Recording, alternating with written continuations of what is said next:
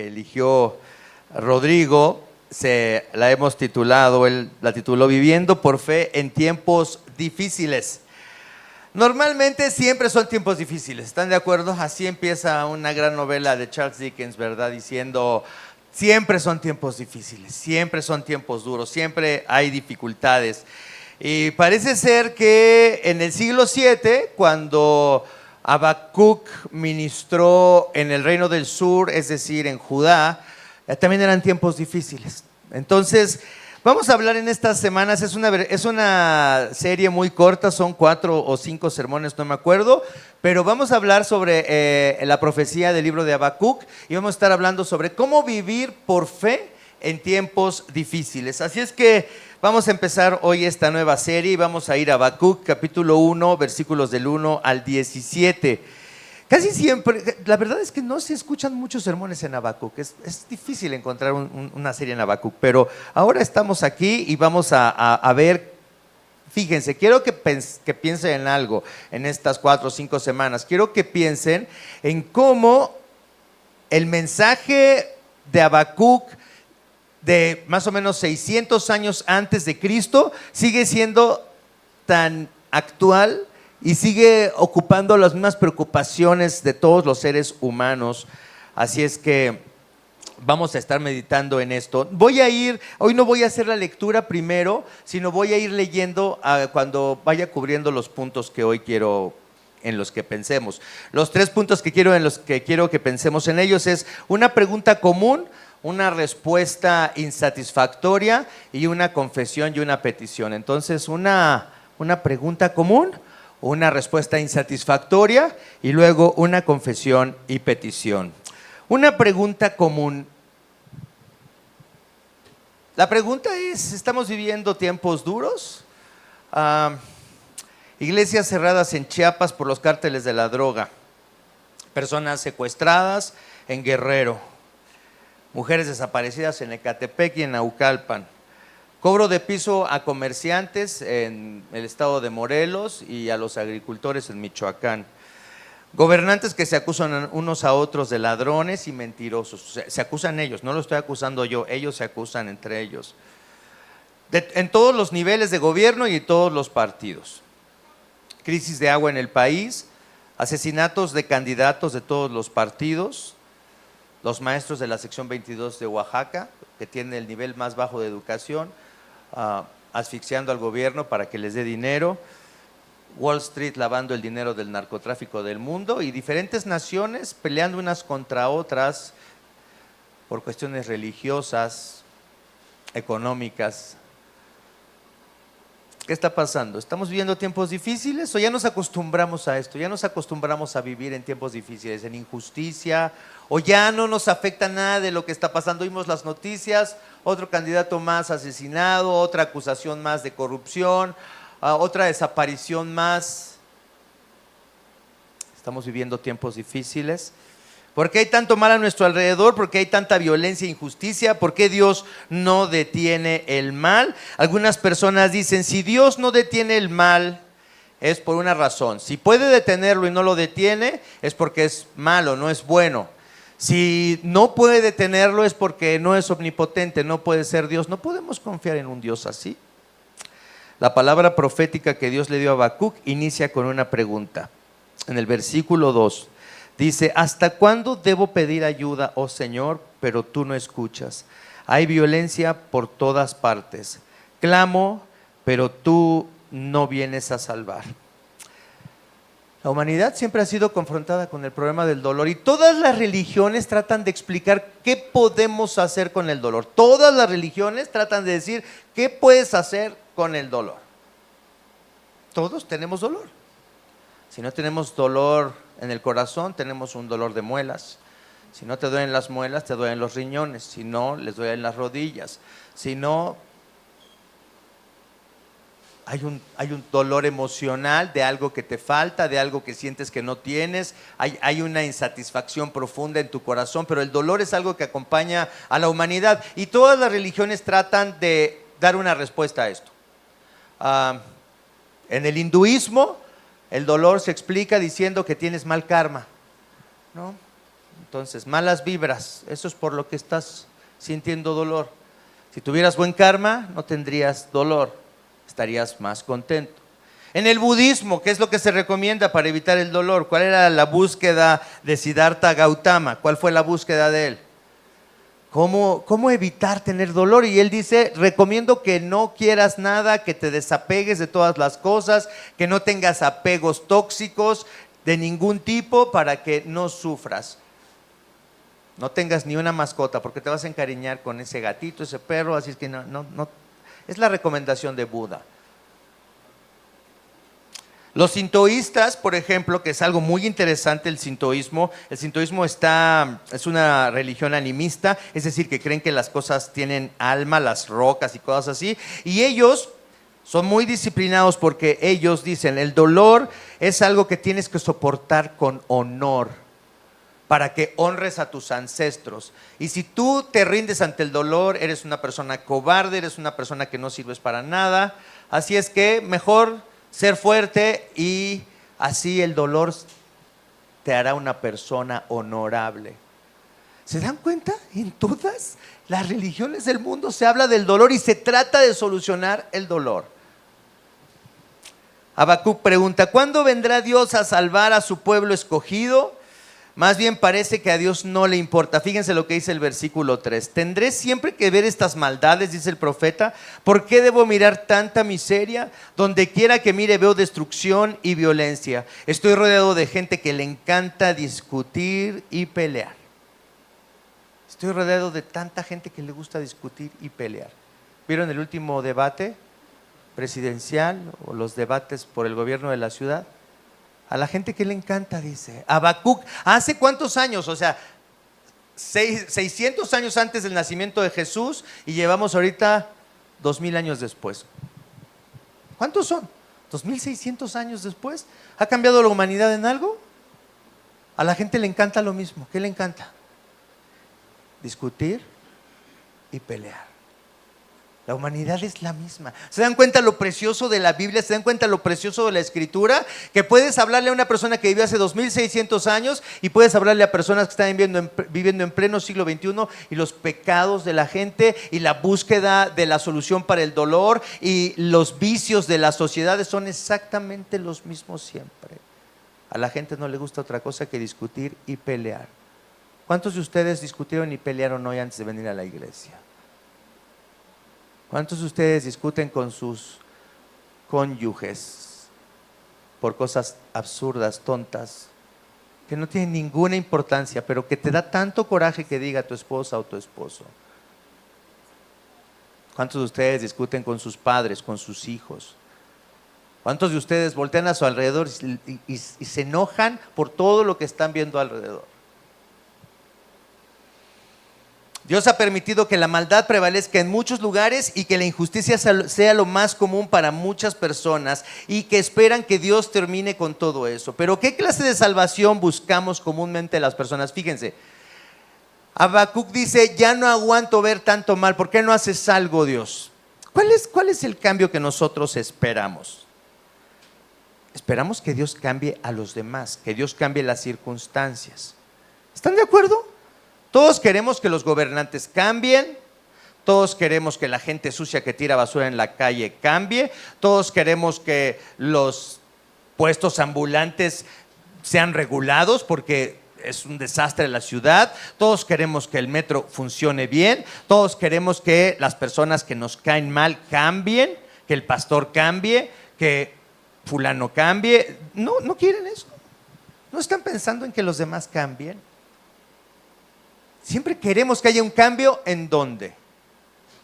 En los demás, en los demás. Que las circunstancias cambien, que mi salud cambie, que me ponga mejor, que esté saludable. ¿Para qué? Ahorita vamos a ver para qué. Yo quiero que mi situación económica cambie. ¿Para qué? Quiero que mi salud esté mejor, quiero que mi economía esté mejor, quiero que el gobierno esté mejor, quiero que las cosas estén mejor. ¿Para qué? Para que yo pueda hacer lo que yo quiero, para que yo pueda seguir con mi vida haciendo lo que a mí me da la gana. Déjenme decirles, esto es yo les voy a dar un ejemplo de mí porque soy una persona bastante mala. Yo lo que quisiera es que Dios me bendijera con mucha salud, con mucha prosperidad y que me dejara solo para que yo pueda hacer lo que a mí me da la gana. ¿Suena mal? Fíjense lo que les estoy diciendo. Yo quiero que Dios me bendiga, pero y que me deje en paz, que no se meta conmigo, que Él me deje hacer lo que yo quiera y que me dé sus bendiciones. ¿Ustedes no quieren eso? ¿No les gustaría eso? Y que Dios les concediera además que ustedes puedan hacer lo que quieren. ¿A quién no le gusta hacer lo que ustedes quieren? Cuando le decimos a alguien, oye, estás haciendo esto mal. ¿Quieres conocer la furia de alguien que parece así bien humildito, que parece, ay, una persona bien tranquilita? Nada más llama la atención, dile que no está haciendo bien algo y vas a ver. Nada más que no se haga tu voluntad, nada más que las personas no hagan lo que tú quieres. Habacuc está diciendo, Dios ya cambia todas las cosas, ¿por qué dejas que todas las cosas sean así? Hablaba hace poco con una persona que me estaba diciendo, una mujer joven que me dice, es que el gobierno debería de garantizar que una mujer puede salir a divertirse y que va a regresar a su casa sana y salva. El gobierno debería hacer eso, si fuera un buen gobierno. Oye, ¿qué gobierno puede cuidarte si lo que quieres es salirte a emborrachar y salirte o a drogar o salir para irte a la cama con un desconocido que conociste en un bar? Oye, ¿y que el gobierno haga algo por mí? ¿Por qué yo no puedo divertirme en libertad en este país? ¿Se dan cuenta? ¿Se dan cuenta lo que queremos los seres humanos? Queremos que haya un cambio. Habacuc dice, ¿cómo es posible? Ya no aguanto ver toda esta injusticia, ya no aguanto ver todo este desastre que hay alrededor de mí, esta violencia. Dios, haz algo. Pero la pregunta es, ¿para qué queremos que Dios haga algo? Normalmente es para que nosotros podamos seguir con nuestra vida como nosotros queremos, pero que Dios no se meta con nosotros. Pero vamos a ver qué es lo que causa la violencia en el mundo si vamos a la Escritura. ¿Qué es lo que dice la Biblia? ¿De dónde provienen todos los problemas? En la carta del apóstol Santiago, fíjense lo que dice. Dice, ¿qué es lo que causa las disputas y las peleas entre ustedes? Es decir, ¿de dónde viene la violencia del mundo? Dice, ¿acaso no surgen de los malos deseos que combaten en su interior? Desean lo que no tienen, entonces traman y hasta matan para conseguirlo. Envidian lo que otros tienen, pero no pueden obtenerlo. Por eso luchan y les hacen la guerra para quitárselo. Sin embargo, no tienen lo que desean porque no se lo piden a Dios. Aun cuando se lo piden, tampoco lo reciben porque lo piden con malas intenciones. Desean solamente lo que les dará ¿qué? Placer. ¿Qué es lo que dice Santiago que nosotros como seres humanos queremos? ¿Y qué es lo que le pedimos a Dios? Solamente ¿qué? Lo que nos da placer, lo que queremos. Si se dan cuenta en las reuniones de oración, ¿qué es lo que normalmente se pide? El 90% de las peticiones que hacemos en las iglesias cristianas. Salud, dinero y amor. No está mal que se pida por salud, está bien. No está mal que se pida por trabajo, está bien. Pero no hay diferencia, y siempre se los digo, no hay diferencia en lo que nosotros anhelamos y lo que los que no conocen a Cristo y los que nunca han leído la Biblia también anhelan. Y dice el Señor Jesús en el Sermón del Monte, los gentiles se preocupan por todas estas cosas y nosotros nos preocupamos exactamente por las mismas cosas que los gentiles se preocupan. ¿Qué nos dice eso de nosotros como cristianos? Como personas versadas en la Biblia, como personas que confesamos que Jesucristo es nuestro Señor y es nuestro Salvador. Y luego cuando hacemos peticiones por salud, dinero y amor, lo mismo que ¿quiénes? Que los que no conocen a Dios. ¿Qué dice eso de nosotros?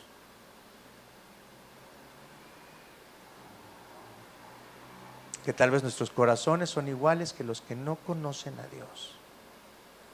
y que queremos y nos preocupamos por las mismas cosas que los que no conocen a Dios. Habacuc está diciéndole a Dios: Señor, ¿hasta cuándo vas a intervenir? ¿Por qué no haces nada? ¿La gente está buscando a Dios o está buscando las bendiciones de Dios? Si quieren, vamos a Romanos capítulo 3, versículos 10 al 17. Fíjense lo que dice realmente el apóstol Pablo a los romanos, y les dice: miren, esto es lo que causa el mal en el mundo. Romanos capítulo 3, versículos del 10 al 17. Romanos 3, del 10 al 17. Ya nos dijo Santiago, toda la violencia proviene de que ustedes quieren cosas que no pueden obtener y se envidian unos a otros y se odian unos a otros, y ustedes no pueden conseguir lo que quieren porque le piden a Dios, pero solamente le piden a Dios lo que les causa placer. Y Pablo dice aquí en Romanos 3 del 10 al 17, Romanos capítulo 3 del 10 al 17, dice: no hay ni un solo justo, ni siquiera uno, nadie es realmente sabio, nadie busca a Dios, todos se desviaron, todos se volvieron inútiles, no hay ninguno que haga lo bueno, ni uno solo. Lo que hablan es repugnante como el mal olor de una tumba abierta. Su lengua está llena de mentiras, veneno de serpiente gotea de sus labios. Su boca está llena de maldición y amargura, se apresuran a matar, siempre hay destrucción y sufrimiento en sus caminos. No saben dónde encontrar paz, no tienen temor de Dios en absoluto. Yo le doy gracias a Dios de que cada vez que leo este versículo, siempre pienso en todos los demás. Siempre puedo pensar en personas que caen en esto, pero yo no. ¿Están de acuerdo? ¿Quién de ustedes está lleno de amargura? ¿Quién de ustedes tiene veneno de serpiente en su boca? ¿Quiénes de ustedes se apresuran a matar? No puede estar hablando de nosotros el apóstol Pablo. ¿Están de acuerdo? No puede estar hablando de nosotros. Si nosotros amamos a todos, si nosotros somos tan humildes, si nosotros no criticamos a nadie, si nosotros no hablamos mal de nadie, si nosotros bendecimos a todas las personas, si nosotros no nos sentimos superiores a los demás, ¿están de acuerdo? No puede estar hablando de nosotros este pasaje tan horrible. ¿Están de acuerdo? No puede estar hablando de nosotros. Pongan atención a lo que estoy diciendo, no estén durmiéndose. No puede estar hablando Pablo de nosotros, porque nosotros no somos esas personas. Gracias al Señor. Gracias, Señor, que no somos como ese fariseo, como ese publicano. Gracias, Señor, porque nosotros leemos nuestra Biblia todos los días, porque oramos, porque venimos a la iglesia, damos nuestro diezmo, nuestros corazones están en paz contigo y están en paz con todos los demás. ¿O está hablando de nosotros el apóstol Pablo? ¿Está hablando de Habacuc, el apóstol Pablo? ¿Está incluido el profeta en estas palabras de Pablo? No hay quien haga lo bueno, ni siquiera uno. Y fíjense entonces, ¿cómo responde Dios a la queja de Habacuc, a la pregunta de Habacuc? Dios, ¿cuándo vas a actuar? ¿Cuándo vas a terminar con todo el mal? Pero me encanta esta respuesta, una respuesta insatisfactoria. Ese es el segundo punto. El Señor respondió en el versículo 5, fíjense lo que dice, qué preciosa manera de responder. El Señor responde: observen las naciones, mírenlas y asómbrense, pues estoy haciendo algo en sus propios días, algo que no creerán aun si alguien les dijera. Voy a hacer algo, Habacuc, que ni te imaginas. Voy a responderte y voy a hacer algo que ni te esperas, Habacuc. Ay, Señor, ¿qué vas a hacer? Espero tu respuesta. ¿Qué respuesta vas a dar, Señor? Y dice en el versículo 6, te voy a decir cómo voy a responder a tu pregunta de cuándo voy a acabar con la violencia y la injusticia. Fíjate lo que voy a hacer. ¿Cuál es mi plan, Habacuc? Pon atención. Estoy levantando a los babilonios, un pueblo cruel y violento. Marcharán por todo el mundo, conquistarán otras tierras. Ellos son reconocidos por su crueldad y hacen lo que se les antoja. Sus caballos son más veloces que guepardos y más feroces que lobos al anochecer. Sus jinetes arremeten desde lejos, como águilas se lanzan en picada para devorar sus presas. Vienen sin tregua, decididos a la violencia. Sus multitudes avanzan como el viento del desierto, barriendo cautivos a su paso como si fueran arena. Se burlan de reyes y príncipes y menosprecian todas sus fortalezas. Simplemente hacen rampas de tierra contra las murallas y las toman por asalto. Arrasan como el viento y desaparecen. Voy a hacer algo fantástico para responder a tu queja. Voy a traer a los babilonios, que son una nación súper violenta. Van a destruir a todas las naciones y se van a llevar al pueblo de Israel y se van a llevar a los de Judá en cautiverio. ¿Qué te parece? ¿Cómo voy a resolver el problema de la violencia aquí? ¿Qué te parece? ¿Cómo voy a resolver el problema de tu queja? ¿No les gusta la respuesta del Señor? ¿No es una bonita respuesta? Señor, ¿por qué no terminas con todo el mal que hay en México? Sí, voy a terminar con él, que te dijera el Señor. Voy a traer una nación que va a destruir a México y va a acabar con todo lo que ustedes tienen y se los van a llevar cautivos. Eso es lo que voy a hacer. ¿Qué pasa? ¿Cómo explicamos eso? ¿Habían leído este pasaje? ¿Tienen bien claro qué es lo que sigue? ¿Les gusta la respuesta de Dios?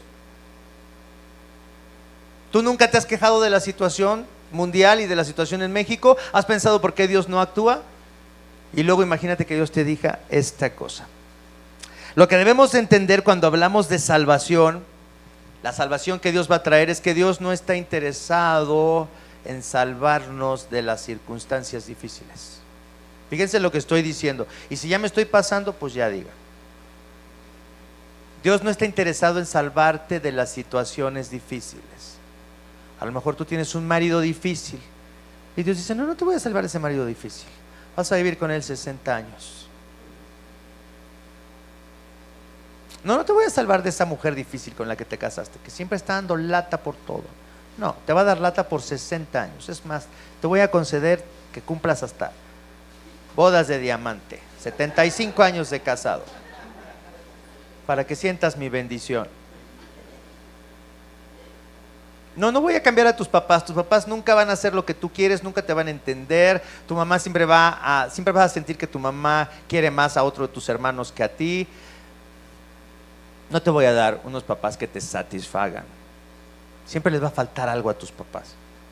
No, no te voy a dar hijos que hagan tu voluntad. No te voy a dar hijos que te obedezcan y que te hagan caso y que busquen tu consejo. No, te voy a dar hijos rebeldes. Toda la vida vas a tener hijos rebeldes. Hijos que no van a hacer lo que tú quieres. No, no te voy a sanar. Voy a dejar que te duelan las articulaciones hasta que te mueras. ¿Qué te parece? No, no voy a quitar de tu vida ese pecado que quieres que Dios quite, que ya no quieres sentir eso que sientes, que ya no quieres experimentar eso que experimentas. No, te lo voy a dejar toda la vida. ¿Qué te parece que Dios así dijera? Porque no estoy interesado en salvarte de tus circunstancias difíciles. Estoy interesado en salvar tu alma. Pero a ti no te importa tu alma. Tú quieres que yo te salve de tus circunstancias difíciles. A ti no te importa que yo quiera que estés conmigo en la eternidad. Tú quieres que yo te haga una vida más fácil y que yo haga que tú tengas la vida que tú quieres tener. Eso es lo que a ti te importa. Pero no lo voy a hacer. El apóstol Pablo dice que le pidió 3 veces a Dios que le quitara un aguijón que él tenía en la carne. Muchos autores han dicho diferentes cosas. Casi todos están de acuerdo en que era una enfermedad que Pablo quería que Dios le quitara, algo que le afectaba en su salud tal vez. Pablo había orado por muchas personas y como tenía autoridad apostólica, había sanado a quien él quería sanar. ¿Están de acuerdo? Dicen que había personas que hasta agarraban un paño que había estado en contacto con el cuerpo de Pablo y lo ponían en un enfermo y ese enfermo sanaba. Y sin embargo Dios no le concedió a Pablo sanar de eso. Dijo: no, bástate mi gracia, porque en la debilidad, ¿qué dice? ¿Qué dice? En mi debilidad se perfecciona ¿qué? ¿Qué se perfecciona? ¿Se saben ese texto o no se lo saben? ¿Qué se perfecciona? El poder de Dios se perfecciona en nuestra debilidad. Pero Dios está hablando de salvarnos, no de nuestras circunstancias. Dios no quiere salvar a los israelitas de sus circunstancias. Dios no quiere salvar a Habacuc de sus circunstancias. Dios le dice: voy a traer algo peor porque quiero salvar su alma. No sé si estás interesado en que Dios salve tu alma. Tal vez tú digas hoy: es que la verdad mi alma está bien. Lo que está mal son los demás. Lo que está mal es la 4T. El PRIAN es lo que está mal, no mi alma, no mi corazón. Lo que está mal es la iglesia, el pastor, lo que está mal es esto, lo que está mal es fulano. Mis vecinos son los que están mal porque no recogen la suciedad de sus perros, porque hacen escándalo, porque no pagan el mantenimiento. Ellos son los que están mal. Los que están mal son los policías porque nada más están dando mordidas a la gente. Los que están mal son todos los demás. Los que están mal son estas personas despreciables que ponen su cara en todos los postes de la ciudad y quieren el voto de las personas. Esas son las personas que están mal. Esas personas que se están gastando el dinero del pueblo en basura. Esos son los que están mal. ¿No sienten ustedes que esos son los que están mal?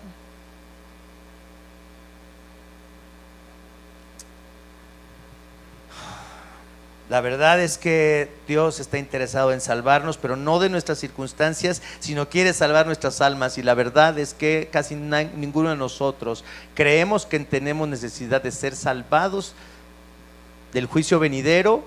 Pensamos que somos buenas personas y que somos mejores que los demás. Fíjense, en Romanos 1, 28 al 32, ¿cómo se explica esta condición humana? ¿Cuál es el problema de la condición humana?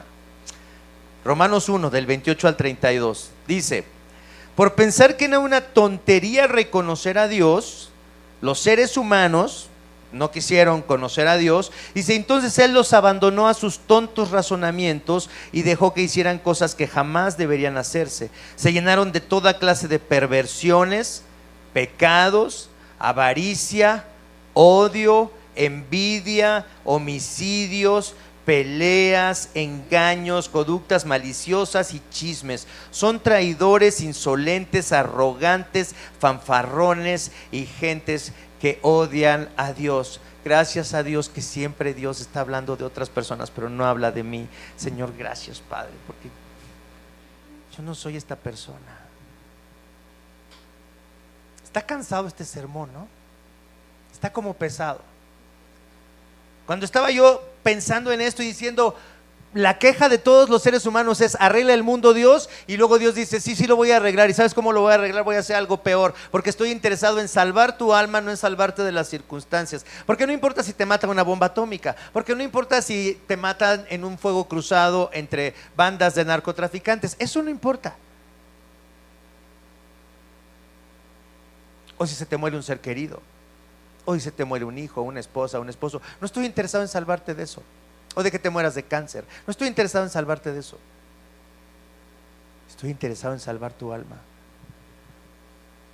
¿Vale la pena ser cristiano si Dios solamente está interesado en salvar nuestras almas? ¿De veras quieren ser cristianos? Porque Dios no te dice que te va a dar una buena vida, ¿eh? Porque Dios no te ofrece salud o prosperidad o un bonito matrimonio o una bonita familia, o que te va a ir bien, o que vas a tener buena economía y que Dios va a bendecir todo lo que tú hagas. Dios no te ofrece eso. ¿Vale la pena seguir a Jesús? ¿Qué hacemos aquí hoy? ¿A eso venimos hoy? ¿Por qué no hablamos de algo más inspirador?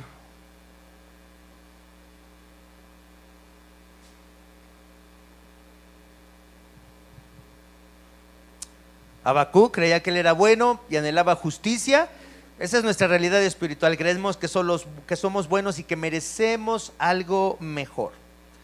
Pero es la verdad. Fíjense, cuando tú te enojas con tu esposo o con tu esposa, ¿no piensas que eres mejor que tu esposo? ¿Nunca piensan que ustedes son mejor que la otra persona con la que está enojada? Ese marido necio, ¿no piensas que eres mejor que ese marido necio? ¿No piensas que eres tú mejor que esa mujer necia? Cuando no perdonas a alguien o desprecias a una persona es porque crees que eres mejor y por eso tienes rencor. Cuando tienes un conflicto con alguien en el trabajo o donde vives, piensas que tú eres mejor que esa persona horrible. Dios le dice a Habacuc, mira, voy a usar a los babilonios para que los israelitas entiendan algo. El mundo está mal porque está en rebelión en contra de Dios, pero los israelitas no son mejores que los babilonios. Estaba leyendo algo interesantísimo, que es la historia de la civilización occidental, y fíjense lo que pasa. En la antigüedad, en el Medio Oriente, donde se inician las grandes civilizaciones que afectan a la civilización occidental, el infanticidio, la violación de cautivos, la esclavitud. Todas estas cosas eran lo más normal. Los asirios, los babilonios, los griegos y los romanos. En todas esas civilizaciones, todas esas cosas, dejar a los ancianos, abandonar a un anciano para que muriera en el campo, era lo normal. Cuando nacía un bebé y no se quería ese bebé, se le desechaba y se ponía en el campo. Ya la naturaleza se haría cargo de ese bebé.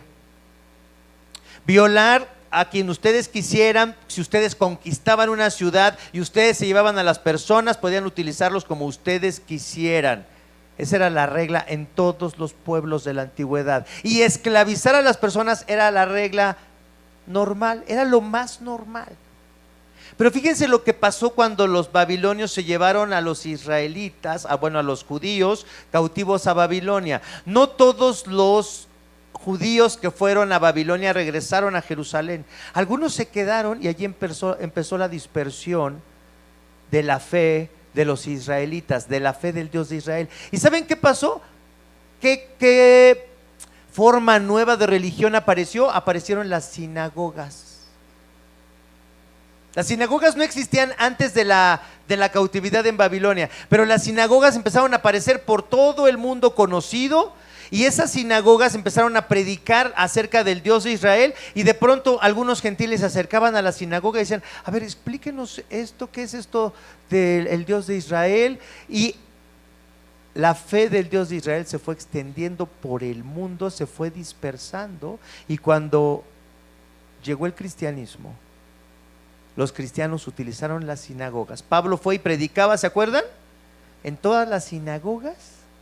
Y ahí se empezó a distribuir la fe cristiana. Pero fíjense qué interesante, los babilonios habían hecho que se esparciera por todo el mundo la fe de los judíos. Y luego los griegos, con su lenguaje, el mundo empezó a hablar por primera vez una lengua que muchas personas conocían. Y el griego se hizo el lenguaje más utilizado en la antigüedad. Y luego los romanos construyeron caminos y hubo paz, y entonces se pudo extender el cristianismo fácilmente por todo el mundo conocido. Dios no solamente estaba pensando en traer salvación a los judíos, al alma de los judíos, pero Dios estaba utilizando a los babilonios para que se extendiera la fe del Dios de Israel a todo el mundo. Y el cristianismo es la primera religión que dice: ni la violación de los cautivos está bien, ni esclavizar a una persona está bien. Estas cosas que todas las naciones antiguas creían y utilizaban y estaban acostumbradas a estas cosas, los cristianos fueron los primeros que dijeron: todo esto no está bien. Fuimos creados a imagen de Dios. Fíjense, hasta los mismos Estados Unidos, cuando hacen su constitución, aunque no la cumplen, dicen: todos los seres humanos hemos sido creados iguales delante de Dios. Ese es el primer argumento para la constitución de los Estados Unidos. Después se trajeron a los esclavos de África y dijeron: no, estos no son tan iguales a nosotros, estos no son tan iguales a la imagen de Dios, entonces podemos esclavizarlos porque no son tan iguales. ¿Se dan cuenta? Dios está utilizando a los babilonios para salvar el corazón de los israelitas y para extender la religión del Dios de Israel a todo el mundo. Dios entonces va a usar a los babilonios para que los israelitas entiendan algo que pasa en el versículo 12 de Habacuc 1. Fíjense entonces, primero la queja de Habacuc: ¿por qué no nos ayudas, Dios? Luego la respuesta de Dios: sí te voy a ayudar, pero te va a maravillar cómo te voy a ayudar, no es algo que esperas, voy a traer más violencia. Y luego en el versículo 12 vemos un cambio en la actitud de Habacuc. Fíjense lo que dice el versículo 12: oh Señor mi Dios, santo mío, tú que eres eterno, no puede ser que estés planeando acabar con nosotros. Oh Señor, nuestra roca. Y ahora sí dice: tú has enviado a los babilonios ¿para qué? Para corregirnos y ¿qué? Y castigarnos. ¿Por qué?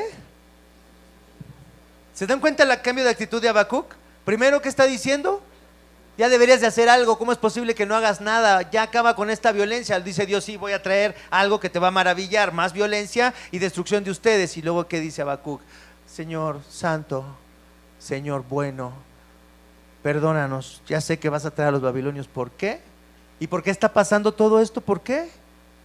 Por nuestro pecado, porque no nos hemos arrepentido, porque somos malas personas.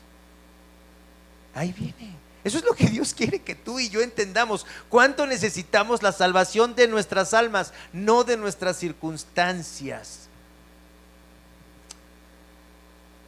Fíjense, prácticamente todas las religiones del mundo están enfocadas en ofrecerle algo a Dios para ganarnos su favor. La gente que cree en la Virgen de Guadalupe, ¿qué ofrece? Los guadalupanos, ¿qué le ofrecen a Dios? ¿No, nadie fue guadalupano? Por favor, ¿qué le ofrecían a la Virgencita? Yo no llegué a ser tan guadalupano, pero por lo menos en el Colegio México nos hacían ir de la glorieta de Peralvillo a la Basílica. Gracias a Dios que mis papás no eran tan guadalupanos y me mandaron como una vez nada más. Pero tienes que hacer, por lo menos ir de la glorieta de Peralvillo a la Basílica. ¿Para qué? Para que la Virgen, ¿qué? Te bendiga, te conceda algo, te conceda un favor. Y más si vienes de Tlaxcala o de Toluca o de Puebla en bicicleta, comiendo tortas en el camino, pues la Virgen va a escuchar tus peticiones. El 28 de cada mes, ¿a dónde hay que ir? A San Hipólito, ¿verdad? ¿Para qué? Para que el San Judas nos deje hacer todas las diabluras que queremos. Y van todos los que viven ahí en Tepito y que venden droga y que prostituyen gente y que hacen las peores cosas y vienen para ser bendecidos. ¿Para qué? Para que ellos puedan hacer lo que quieren. Y la Virgen bendice porque es una madre que no nos juzga, es una madre que no hace acepción de personas, es una madre que solamente quiere que… ¿Qué es lo que hace tu mamá? Las mamitas lindas, ¿qué deben hacer? ¿Juzgar a sus hijos, condenarlos, castigarlos, regañarlos? No, las mamitas lindas, ¿qué deben hacer? Proteger a sus hijos, cuidarlos para que ellos estén felices. Y así es la Virgen, es una madre amorosa que nos bendice a todos para que hagamos todas las diabluras que queremos. Todas las religiones del mundo, ¿qué son? Son solamente una forma de ofrecerle algo a Dios para que Él te deje hacer lo que tú quieres. Pero la fe cristiana es verdadera. La fe cristiana dice no. Si Dios interviene en tu vida, no te va a dejar que hagas lo que tú quieres y te va a maltratar si es necesario. ¿Para qué? Para salvarte, y te va a traer de las orejas hasta que vengas a Él y Él te haga entender que lo que necesitas es a Él, que Él te ama y que no hay salvación fuera de Él. ¿Y de qué te está salvando? Te está salvando del juicio venidero que viene sobre ti, que crees que eres buena persona, pero que en realidad eres igual que aquellos que tú juzgas y que tú condenas. ¿A quién juzgas y a quién condenas? ¿Han juzgado a alguien? ¿Ya han condenado a alguien últimamente? ¿Han sentido desprecio por alguien? Dice el Señor, justamente eso es por lo que te voy a juzgar. ¿Se dieron cuenta de la lectura que hicimos hoy? La lectura que hizo Sofi hoy. En esa lectura dice, en lo que juzgas a otros, en eso mismo te condenas. ¿A cuántas personas has juzgado esta semana?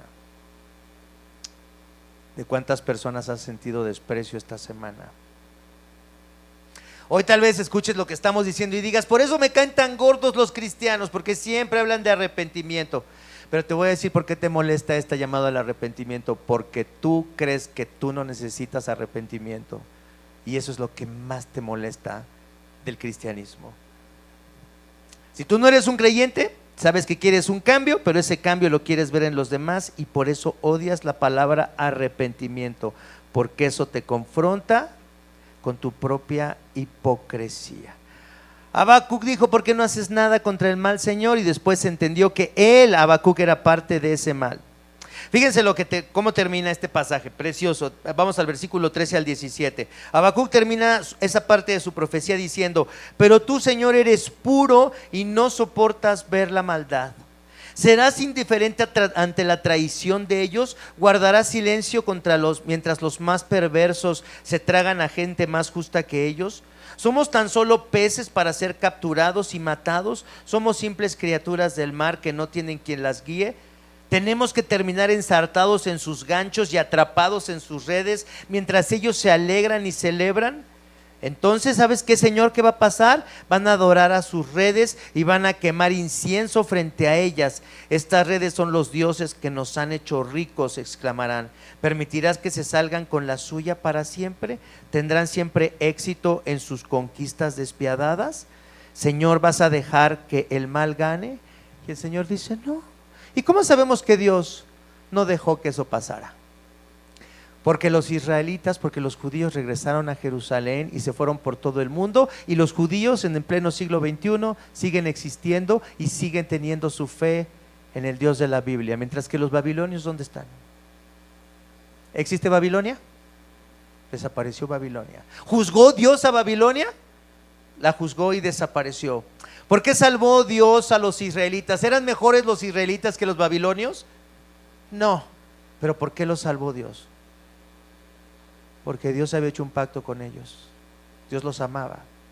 Y ¿sabes una cosa? Aunque Dios no te salve de las circunstancias que tú quieres que Dios cambie, Dios ha hecho un pacto contigo y conmigo. Dios también nos ha dicho, ¿sabes qué? Sí voy a acabar con el mal, pero lo voy a acabar de una forma que te va a maravillar, que te va a sorprender. Pero ya no voy a traer a los babilonios. Ahora voy a enviar a mi hijo para que él viva la vida que tú no puedes vivir. Él muera la muerte que tú mereces por tu pecado. Él va a resucitar. Y en él vas a encontrar la salvación para tu alma. Y en él vas a encontrar un cambio para el mundo. Fíjense qué precioso. Cuando vienes a la fe en Cristo y te das cuenta que no es lo que tú haces, que no es algo que tú le ofreces a Diosito para que Él haga tu voluntad, sino que Él te salva de formas salvajes. ¿Cómo nos ha salvado a muchos de nosotros Dios? De formas salvajes, de formas que nosotros no queríamos que nos salvara. Y sin embargo estamos aquí con Él y Él interviene en nuestras vidas y Él hace cosas maravillosas. Pero lo más maravilloso que ha hecho es enviar a su Hijo a vivir la vida que tú no puedes vivir, morir la muerte que tú merecías por tu pecado. La muerte más violenta la sufrió Jesús. Los babilonios eran violentos, pero la muerte que Jesús recibió fue la más violenta. ¿Y para qué? Para que conozcamos a ese Dios maravilloso que nos ama, que no nos va a dejar y que va a estar con nosotros toda la vida, aunque nuestras circunstancias no cambien, aunque nos gobierne la 4T y el PRIAN hasta que nos muramos y no podamos ver un gobierno justo en México y veamos violencia en México y el pueblo mexicano no cambie y nosotros nos tengamos que enfrentar con toda esa injusticia y nos demos cuenta que nosotros no somos mejores que ellos. Hasta ese día Dios nos va a sostener. ¿Quién nos podrá separar del amor de Dios que tenemos en Cristo Jesús?